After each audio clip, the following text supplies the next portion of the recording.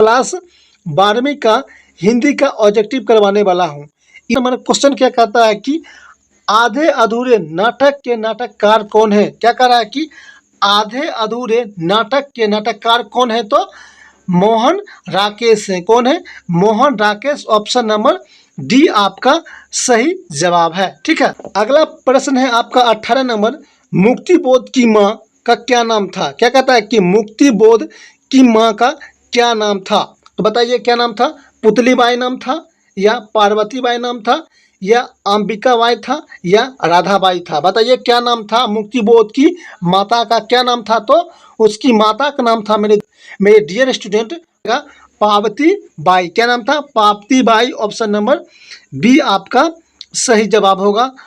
अगला प्रश्न है आपका 19 नंबर, ध्रुव स्वामिनी कैसी कृति है। बताइए ध्रुव स्वामिनी कैसी कृति है, तो एक नाटक है। क्या है? नाटक है। ऑप्शन नंबर सी आपका सही जवाब होगा। अगला प्रश्न है आपका क्वेश्चन नंबर 20, मुक्तिबोध की जन्म हुआ था। बताइए मुक्तिबोध का जन्म हुआ था, कहाँ पर जन्म हुआ था, कौन से राज्य में जन्म हुआ था। तो ये हो जाएगा आपका ऑप्शन नंबर सी, यानी कि श्योपुर। क्या होगा? श्योपुर हो जाएगा। ऑप्शन नंबर सी इसका सही जवाब है। ठीक है, अगला प्रश्न है आपका, भूषण का जन्म कब हुआ था। बताइए भूषण का जन्म कब हुआ था, तो 1613 ईस्वी में हुआ था। ऑप्शन नंबर बी आपका सही जवाब है। अगला प्रश्न है आपका, मलयज जी के पिता का क्या नाम था। बताइए मलयज जी के पिता का क्या नाम था, तो त्रिलोकीनाथ वर्मा था। क्या नाम था? त्रिलोकीनाथ वर्मा था। ऑप्शन नंबर सी आपका सही जवाब है। किस लेखक का ऑपरेशन में एक फेफड़ा काटकर निकालना पड़ा था। बताइए ऐसे कौन लेखक है जिनको ऑपरेशन हुआ था, उस समय उसका एक फेफड़ा काटकर निकाला गया था, तो मलयज थे। कौन थे? मलयज। ऑप्शन नंबर ए आपका सही जवाब है।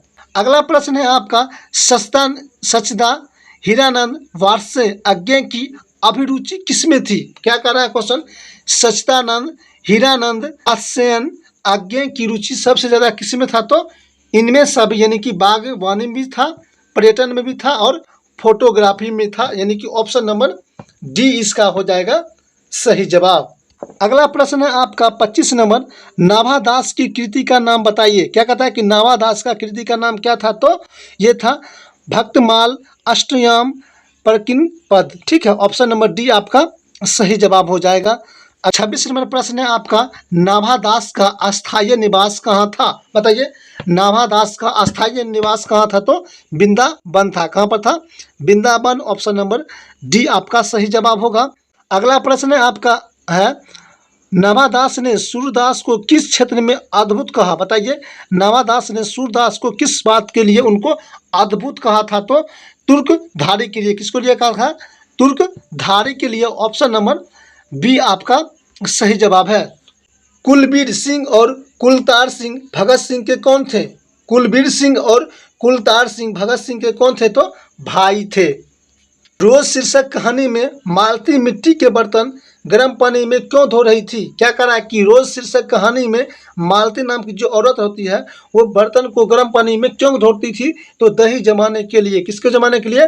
दही को जमाने के लिए। ऑप्शन नंबर डी आपका सही जवाब होगा। दूसरा सप्तक का प्रकाशन वर्ष है। बताइए दूसरा सप्तक का प्रकाशन वर्ष कब है, तो 1951। ऑप्शन नंबर बी आपका सही जवाब होगा। का 31वां नंबर क्वेश्चन है, कुछ कविताओं का प्रकाशन वर्ष है। तो क्या कर रहा है कि कुछ कविता का प्रकाशन वर्ष पूछ रहा है, तो 1959 ईस्वी। 1959 ईस्वी, यानी कि ऑप्शन नंबर डी इसका सही जवाब होगा। आपका 35 नंबर क्वेश्चन है, कुछ और कविता के लेखक कौन है। कुछ और कविता के लेखक कौन है, तो शमशेर बहादुर सिंह। कौन है? Shamsher Bahadur Singh. Option number C आपका सही जवाब है। अगला प्रश्न है आपका 33 नंबर, हेनरी लेपेज किस देश के रहने वाले थे। हेनरी लेपेज किस देश के रहने वाले थे, तो कांगो के रहने वाले थे। ऑप्शन नंबर बी आपका सही जवाब है। अगला प्रश्न है आपका 34 नंबर, हेनरी लेपेज यूनेस्को में सांस्कृतिक और संचार विभाग का क्या थे, तो ये थे महानिर्देशक थे। ऑप्शन नंबर ए आपका सही जवाब होगा। का लास्ट क्वेश्चन है मेरे साथियों कि गोदर बिल के चौराहे पर किन्हें भीड़ लगी थी। क्या कहता है कि गोदर बिल जो जगह था, चौराहा था, उस पर किसके लिए भीड़ लगा था? तो लोगों के लिए का भीड़ लगा था। किसका लगा था? लोगों का भीड़ लगा था। ऑप्शन नंबर सी आपका सही जवाब होगा। अब आप लोग कमेंट कीजिएगा कि आप लोग को 15 प्रश्न में कितना प्रश्न सही हुआ है और कितना गलत हुआ है। ठीक है, उम्मीद करता हूं कि क्लास पसंद आया होगा, तो एक प्यारा सा लाइक कर देना है और चैनल पर पहली बार आए हैं तो जरूर सब्सक्राइब कर लीजिएगा, क्योंकि आप लोगों के लिए ऐसा ही यहाँ पर अपलोड वीडियो होता रहता है।